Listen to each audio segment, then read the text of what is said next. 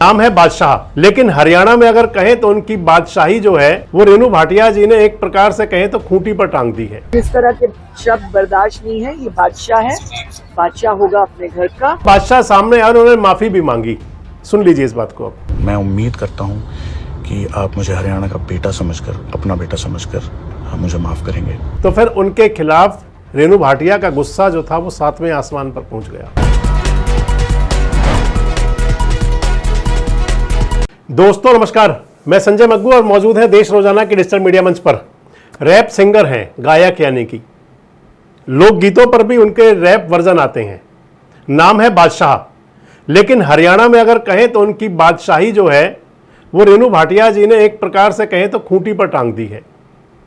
रेणु भाटिया हरियाणा महिला आयोग की चेयरपर्सन है और हरियाणा के अंदर बादशाह जो ट्रोल हुए उसके पीछे एक बड़ा वजह था कि टटीरी जो गाना है आज से 3 साल पहले गाया था करमबीर फौजी की बेटी सिमरन ने, उस गाने का रैप वर्जन जारी किया था बादशाह ने। उस गाने के अंदर महिलाओं को लेकर के कुछ ऐसा कंटेंट था जिसे अश्लीलता माना जा सकता है और कह सकते हैं कि उस वर्जन में, रैप वर्जन के अंदर जो उन्होंने बोला था उससे कहीं ना कहीं महिला अस्मत को लेकर के सवालिया निशान लगता है। गाने के बोल जो थे वो कई बीच में, जिसमें खुद बादशाह बोल रहे थे, वो नारी शक्ति के अपमान के थे। तो गाने को लेकर विवाद हुआ और विवाद इतना बड़ा कि एफआईआर तक दर्ज हुई।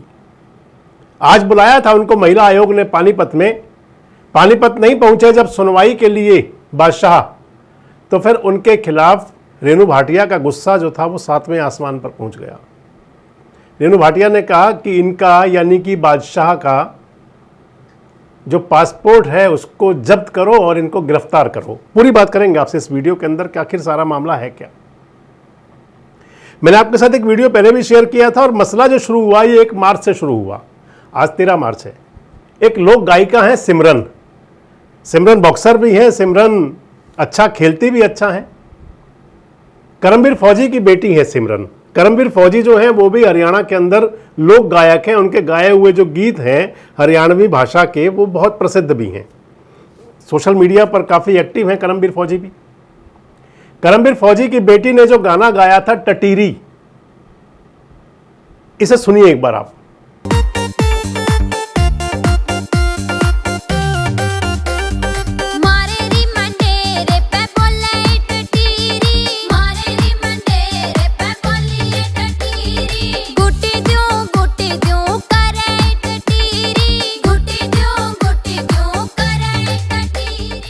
टटीरी दरअसल एक पक्षी है और ये जो गीत गाया था सिमरन ने, था तो टटीरी को लेकर के ही, लेकिन इसके अंदर उनके मन के उद्गार थे और एक वो मन के उद्गार थे जो किशोरियों के अंदर भी हुआ करते हैं, यानी कि शादी विवाह से लेकर के और तमाम बातें थी।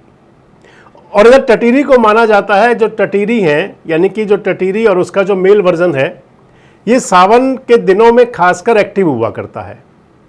टटीरी की जो आवाज़ है जब वो अपने नमी वाले स्थान पर, जहाँ पर कि उनकी जो प्रजनन हुआ करता है और जहाँ पर उनके जो अंडे होते हैं उसकी बड़े अच्छे से हिफाजत करती है और टटीरी की आवाज़ बड़ी दूर तक जाती है।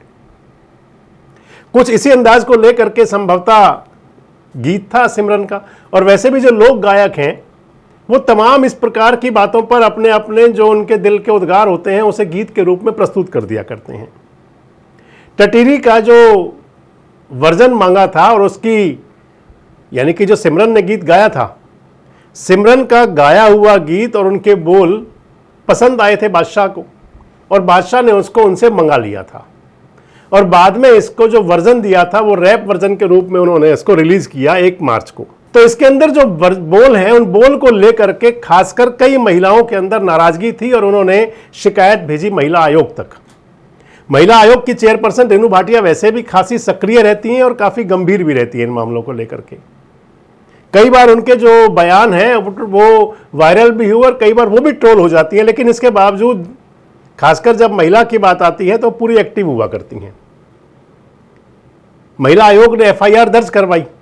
पानीपत के अंदर एफआईआर हुई, पंचकुला के अंदर एफआईआर हुई और कई जगह भी एफआईआर दर्ज हुई। उस समय बादशाह सामने आए, उन्होंने माफ़ी भी मांगी। सुन लीजिए इस बात को अब। मेरा नया गाना टिटीरी रिलीज़ हुआ है और मैं देख रहा हूँ कि उसके एक हिस्से में मेरे लिरिक्स और उसके विजुअल रिप्रेजेंटेशन की वजह से जो मैसेज गया है उससे कई लोगों को, खासकर मेरे अपने हरियाणा के लोगों को, उनके सेंटिमेंट्स को ठेस पहुंची है। सबसे पहले मैं ये कहना चाहता हूँ कि मैं खुद हरियाणा से हूँ। जो लोग मुझे जानते हैं वो जानते हैं कि मेरी बोली, मेरे खान पान, मेरे रहन सहन, मेरी पहचान हरियाणा से है। मैं एक बहुत ही प्राउड हरियाणवी हूँ। मेरा कभी भी कोई ऐसा इरादा नहीं था, कोई ऐसा उद्देश्य नहीं था कि मैं हरियाणा के किसी बच्चे, किसी वुमन, किसी महिला के बारे में ऐसी बेहूदी बात करूं। मैं हिप हॉप जॉनर से हूं, जहां लिरिक्स अक्सर कंपटीशन को नीचा दिखाते हैं, अपने प्रतिद्वंदी को एक तरह से उनके लिए होते हैं। ये किसी भी औरत या बच्चे के लिए कभी नहीं था और ना मैं कभी ऐसा करूंगा। मैंने हमेशा कोशिश की है कि मैं हरियाणा के कल्चर को और बोली को जहां अपने साथ लेकर जा सकता हूँ, जितनी ऊंचाई पर लेकर जा सकता हूँ लेकर जाऊँ। लेकिन अगर उस हिस्से से किसी को भी ठेस पहुंची है तो मैं तहे दिल से आप सबसे क्षमा मांगता हूं। मैं उम्मीद करता हूं कि आप मुझे हरियाणा का बेटा समझकर, अपना बेटा समझकर मुझे माफ करेंगे। तो बादशाह ने माफी भी मांग ली, लेकिन माफी मांगने से सब कुछ खत्म नहीं होता। आपने जो कहा था, क्योंकि एफआईआर दर्ज हो चुकी थी और महिला आयोग ने उनको तलब कर लिया था। आज की तारीख थी 13 मार्च की, पानीपत जाना था। पानीपत के अंदर पहुंच गई थी रेणु भाटिया जी। वहां के जो पुलिस अधीक्षक का कार्यालय है वहां पर इंतजार करती रही 12 बजे से लेकर के और 3 बजे तक। बादशाह के वकील ने कहा कि बादशाह आ नहीं सकते, किसी और जो उनका कमर्शियल कोई इवेंट होगा उसमें बिजी हैं।